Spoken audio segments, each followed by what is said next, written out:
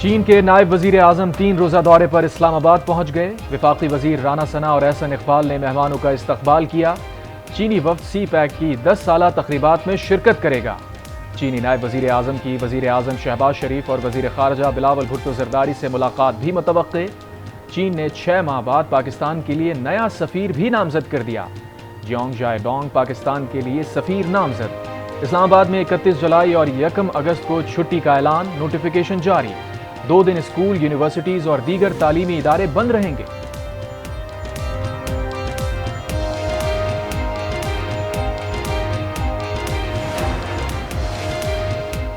چین کے نائب وزیر اعظم کا دورہ پاکستان اہم ہے۔ چین کی قیادت نے مشکل وقت میں پاکستان کا ہاتھ تھاما۔ وفاقی وزیر احسن اقبال کی گفتگو، کہا چین کے 25 ارب ڈالرز کی سرمایہ کاری سے ملک میں روزگار کے مواقع پیدا ہوئے۔ آج سی پیک کے منصوبے پاکستان کی معیشت کی ریڑھ کی ہڈی ہے۔ The bill to provide for prevention of violent extremism, the Prevention of Violent Extremism Bill 202۔ Opposition کا شور شرابہ اور اتحادیوں کی تنقید، شدید مخالفت پر سینٹ میں انسداد پرتشدد انتہا پسندی بل پر کارروائی مؤخر کر دی گئی۔ وزیر مملکت شہادات آوان نے بل پیش کیا۔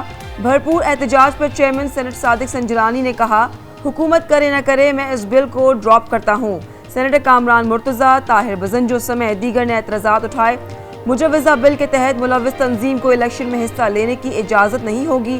مرتکب شخص کو 3 سے 10 سال تک سزا ہوگی، 20 لاکھ روپے تک جرمانہ ہوگا۔ پرتشدد تنظیم کے اثاثے، پراپرٹی اور بینک اکاؤنٹ منجمد کر دیے جائیں گے۔ ملوث تنظیم پر پابندی لگا دی جائے گی۔ تنظیم کے لیڈر، عہدیداران اور ممبران کا پاسپورٹ ضبط کر لیا جائے گا۔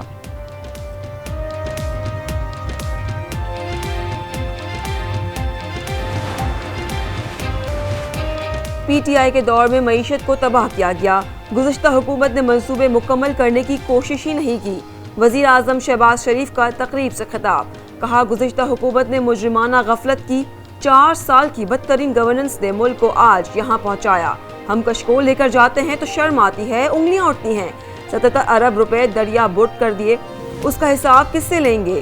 رونے دھونے سے کچھ نہیں ہوگا، ان معاملات کو احتساب پر ہر صورت ہونا چاہیے۔ ستمبر 2014 میں چینی صدر کا دورہ دھرنوں کے باعث ملتوی ہوا۔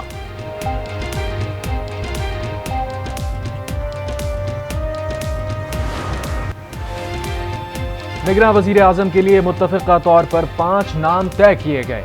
5 افراد کا تعلق کسی پارٹی سے نہیں۔ وفاقی وزیر آبی وسائل خورشید شاہ کی میڈیا سے گفتگو، کہا 9 اگست کو حکومت چلی جائے گی، نگراں حکومت 90 روز کے لیے آئے گی۔ وزیر خارجہ بلاول بھٹو زرداری متحدہ عرب امارات پہنچ گئے۔ بلاول بھٹو UAE کے وزیر خارجہ شیخ عبداللہ بن زید ال نہیان سے ملاقات کریں گے۔ بلاول بھٹو بے نظیر بھٹو کے مجسمے کی تقریب رونمائی میں بھی شریک ہوئے۔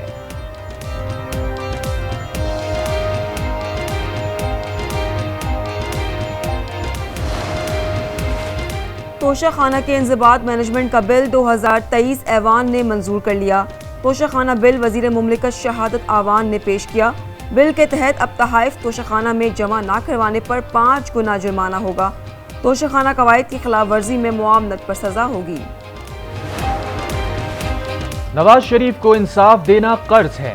آج اداروں کے کردار اور سازش کے بینیفیشری تاریخ کے کٹہرے میں ہیں۔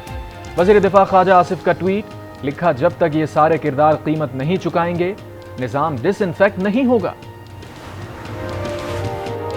دنیا چاہتی تھی کہ پاکستان دیوالیہ ہو اور تماشا بنے۔ IMF سے بات نہ ہوتی تو پلان بھی تیار تھا۔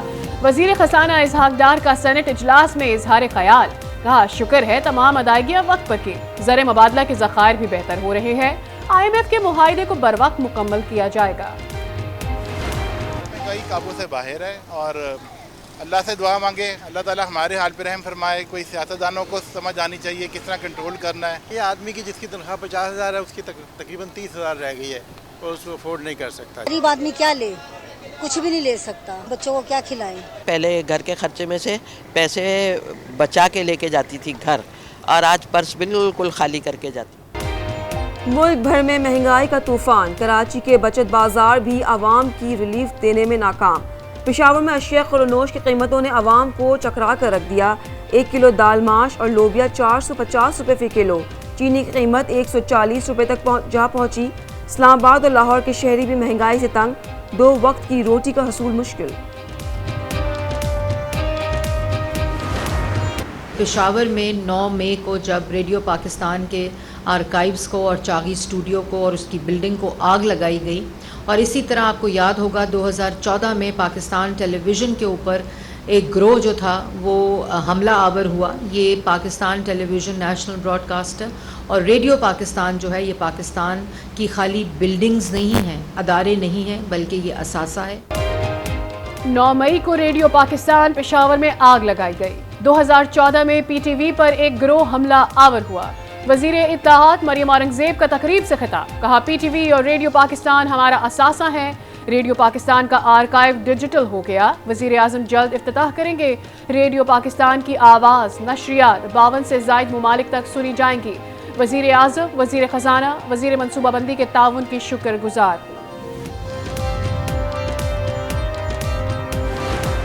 ہمارے قبضہ میئر صاحب نے جا کر نئی کراچی، نارتھ کراچی اور سرجانی ٹاؤن کا پانی کا کنیکشن بند کر دیا۔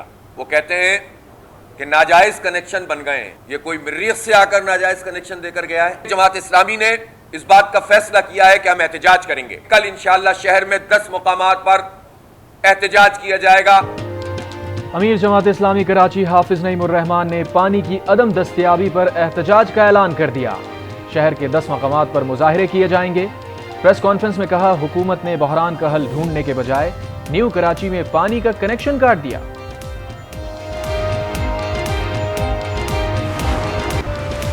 پاک سرزمین قدرتی خزانوں سے مالا مال۔ پاکستان منرل سمٹ کا انعقاد 1 اگست کو اسلام آباد میں ہوگا۔ یہ سمٹ ملک کی ترقی کی جانب اہم قدم ثابت ہوگا۔ حکومت اور پاک افواج کی مشترکہ کاوشیں ملک کو آگے لے کر جائیں گی۔ سمٹ کا اولین مقصد بیرونی سرمایہ کاری کو بڑھانا ہے۔ سیمینار میں وزیر اعظم اور آرمی چیف شرکت کریں گے۔